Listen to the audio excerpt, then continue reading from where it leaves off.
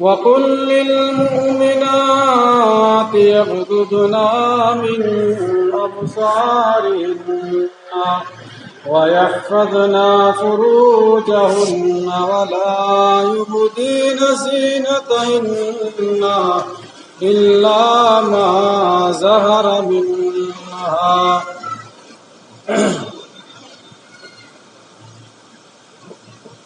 قابل قدر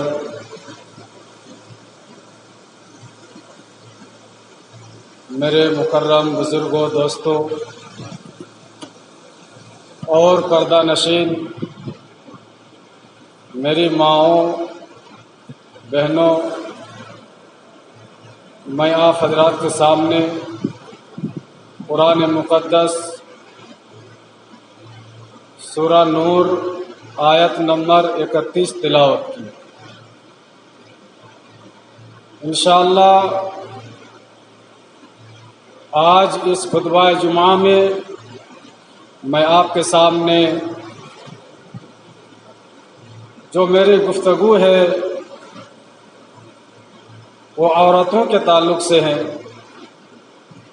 میں نے سوچا کہ میری ماں بہن بھی یہاں جمعے میں آتی ہے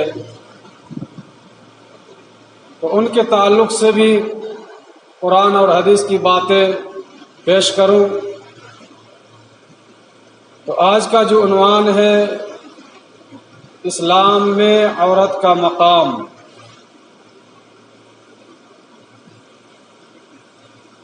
لوگ اس کائنات کے اندر مختلف لوگ اس دنیا کے اندر زندگی گزار رہے ہیں۔ کچھ لوگ مسلمان عورتوں کے تعلق سے، خاص کر کے میڈیا والے،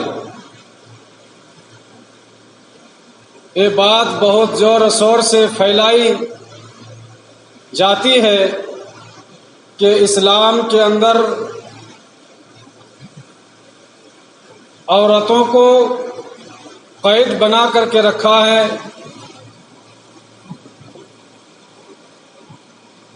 اسلام کے اندر آزادی نہیں ہے۔ بہت سارے جگہوں میں آزادی کے نعرے بھی لگائے جاتے ہیں۔ تو سورہ نور کی طرف آئیے، قرآن مجید کے اندر اللہ تبارک و تعالیٰ نے کس طرح نقشہ کھینچا ہے ماں اور بہن کے تعلق سے کہ دنیا میں کس طرح زندگی ان کو گزارنی ہے، ان کو آزادی چاہیے یا نہیں۔ قرآن کے اندر اللہ تبارک و تعالیٰ نے نبی کریم جناب محمد رسول اللہ صلی اللہ علیہ وسلم سے مخاطب ہو کر کے کہا، وہ کیا ہے؟ سورہ نور کے اندر اللہ تبارک و تعالیٰ فرماتا ہے، آپ کے بعثت سے پہلے اس کائنات کے اندر ظلم و ستم کا دور تھا، جہاں عورت کے ساتھ ظلم و زیادتی کی جاتی تھی۔ حالات یہاں تک پہنچ چکی تھی کہ جس کے گھر میں لڑکی پیدا ہوتی تھی تو باپ قوم سے چھپتا پھرتا تھا، شرم کے مارے، غم کے مارے کہ لوگ مجھے تانا ماریں گے، لوگ مجھے کیا کہیں گے کہ فلاں شخص کے گھر میں لڑکی پیدا ہوئی ہے۔ تو وہ لوگوں سے چھپتا پھرتا تھا، یہاں تک اس شخص کو چین نہیں آتا جب تک اس معصوم بچی کو زندہ درگور نہیں کرتے، جب تک وہ سکون کی چین نہیں لیتا۔ اسلام سے قبل لوگوں نے عورتوں کو خریدنا بیچنا بھی شروع کر دیا تھا۔ حالات یہاں تک بگڑ چکی تھی کہ ایک عورت کے ساتھ 10 لوگ نکاح کرتا تھا۔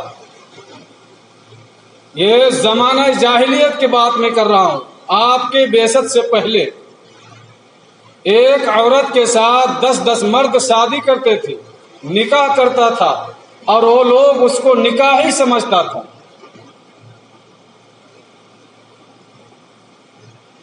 اور حالات یہاں تک بڑھ چکی تھی، ایک دوست اپنے دوست سے ایک دوست دوسرے دوست سے کہتے تھے، یعنی بیویوں کے اندر تبادلہ، یعنی بیویوں کو بھی لوگ بدلتے تھے۔ ایک دوست اپنے دوست سے کہتے تھے کہ تم میری بیوی لے لو اور تیری بیوی مجھے دے دو۔ یہ اس سے اسلام نے روکا۔ محمد الرسول اللہ صلی اللہ علیہ وسلم جب آئے، اس سے منع کیا، حرام قرار دیا۔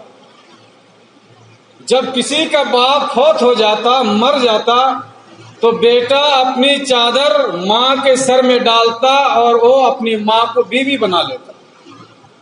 اس سے بھی اللہ کے نبی جناب محمد رسول اللہ صلی اللہ علیہ وسلم نے روکا۔ تو اسلام نے عورتوں کو مقام و مرتبہ بہت دیا ہے۔ لوگ کہتے ہیں کہ اسلام کے اندر عورتوں کا کوئی مقام نہیں ہے، سمجھنے کی بات ہے۔ قرآن کریم کے اندر اللہ تبارک و تعالیٰ بیان کرتا ہے، وَقُلْ لِلْمُؤْمِنِينَ يَغْضُضْنَ مِنْ أَبْصَارِهِنَّ وَيَحْفَظْنَ فُرُوجَهُنَّ۔ پیارے نبی رحمت للعالمین جناب محمد رسول اللہ صلی اللہ علیہ وسلم سے اللہ رب العالمین مخاطب ہو کر کے کہتا ہے، وَقُلْ لِلْمُؤْمِنَاتِ يَغْضُضْنَ مِنْ أَبْصَارِهِنَّ۔ اے نبی کریم صلی اللہ علیہ وسلم، مومن عورتوں سے اب کہہ دیجئے، مومن عورتوں سے آپ کہہ دیجئے، یغضضن من ابصارہن، اپنی نگاہ کو نیچی جھکا کے رکھے، نیچی کر کے رکھے، وَيَحْفَظْنَ فُرُوجَهُنَّ، اور اپنی شرمگاہوں کی وہ حفاظت کرے، اپنی شرمگاہوں کی حفاظت کرے۔ وَلَا تُبْدِينَ زِينَتَهُنَّ إِلَّا مَا ظَهَرَ۔ سورہ نور کے اندر اللہ رب العالمین نے ارشاد فرمایا، وَلَا يُبْدِينَ زِينَتَهُنَّ، وہ اپنی زینت کو ظاہر نہ کرے، إِلَّا مَا ظَهَرَ، جو ظاہر ہے، سوائے جو ان کے لیے ظاہر ہے۔ وَلَا يُبْدِينَ زِينَتَهُنَّ، ماں بہن کے تعلق سے پیارے نبی صلی اللہ علیہ وسلم کو اللہ تبارک و تعالیٰ نے کہا کہ اپنی نگاہ کو نیچے جھکا کے رکھے، اپنی شرمگاہوں کی حفاظت کرے، وَلَا يُبْدِينَ زِينَتَهُنَّ، اور اپنی زینت کو ایک دوسرے کے سامنے ظاہر نہ کرے۔ دوسری آیت کے اندر اللہ رب العالمین نے ارشاد فرمایا، یا ایھا النبی قل لأزواجک وبناتک ونساء المؤمنین یدنین علیہن من جلابیبہن ذلک ادنی ان یعرفن فلا یؤذین۔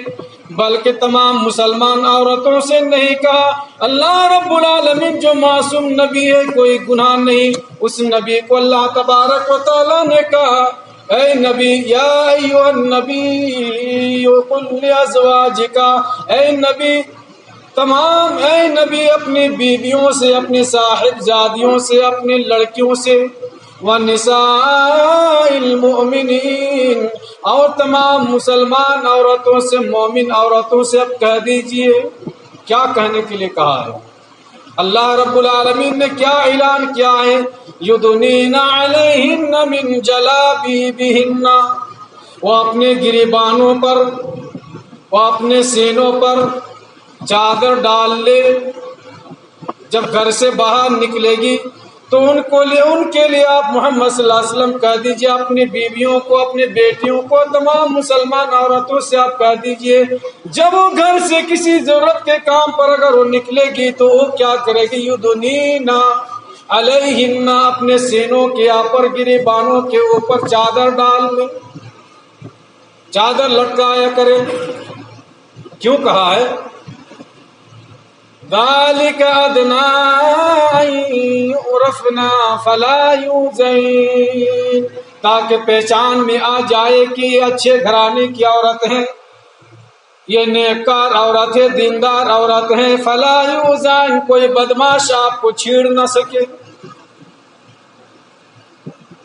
اللہ رب العالمین نے عورتوں کو پردے کے تعلق سے کہا کہ تم لوگ پردہ کیا کرو دنیا کے اندر۔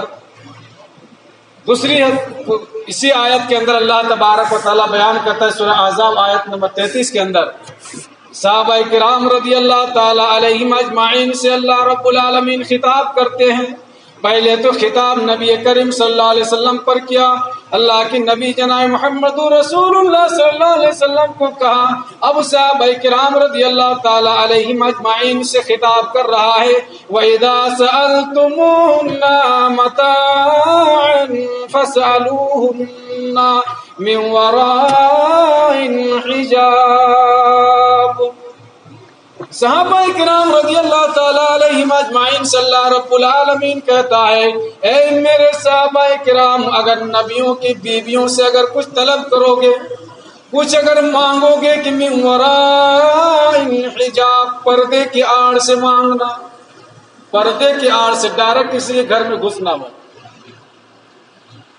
آج بھی ہے، کسی کو یہ اجازت نہیں ہے کہ دوسرے کے گھر میں بغیر اجازت میں وہ چلا جائے۔ گھر میں داخل ہونے کا طریقہ بھی ہے، سلام کیجئے، ایک بار نہیں، دو بار نہیں، تین مرتبہ سلام کرنے کے لیے کہا ہے۔ اگر گھر والے اگر آپ کو اجازت دے کہ آپ آئیے تب آپ کو آنا ہے، اگر وہ سلام کا جواب نہیں دے رہا ہے تو آپ گھر سے واپس آ جائیے، گھر کے اندر قدم بھی مت رکھیے۔ حدیث کے اندر یہاں تک بھی آتا ہے کہ اگر کوئی گھر کے اندر موجود ہے، کوئی اگر کھڑکی سے اگر جھانک رہا ہے تو اس کی آنکھ پھوڑنے کا بھی اللہ کے نبی صلی اللہ علیہ وسلم نے کہا کہ اس کی آنکھ اگر کوئی اگر پھوڑ دے گا تو اس میں کوئی سزا نہیں ہے۔ گھر میں تو داخل ہونے کی دور کی بات ہے، کوئی اگر کھڑکی سے تاک جھانک کرے کہ فلاں شخص گھر میں کیا کر رہا ہے، اس کی بیوی ماں بیٹی گھر کے اندر کیا کر رہی ہے، وہ جھانک رہا ہے، اگر آپ اس کی آنکھ اگر پھوڑ دیں گے تو اس میں کوئی جرمانہ نہیں ہے، اجازت ہے۔ اللہ رب العالمین نے اسے بھی منع کیا ہے صحابہ کرام کو کہ میرے صحابہ کرام، نبیوں کی بیوی سے جب کچھ مانگو گے تو پردے کی آڑ سے مانگنا۔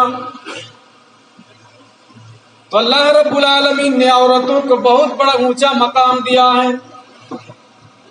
زمانہ جاہلیت میں لوگ تو اپنی عورتوں کو ایک عورتوں کے ساتھ 10 مرد، ایک عورت کے ساتھ 10 مرد نکاح کر لیتا تھا۔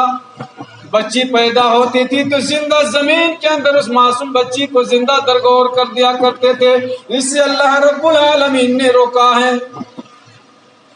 یہاں تک کہ اللہ رب العالمین نے کہا کہ عورت کا مطلب کیا ہے، عورت کس کو کہتے ہیں؟ عورت کا مطلب ہوتا ہے چھپانا، چھپنے کی چیز۔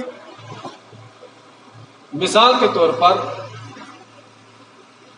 مارکیٹ میں کوئی چیز اگر کوئی بیچ رہا ہے، ایک چیز ڈھکی ہوئی ہے، دوسری چیز کھلی ہوئی ہے، تو لوگ کس کو ترجیح دیں گے؟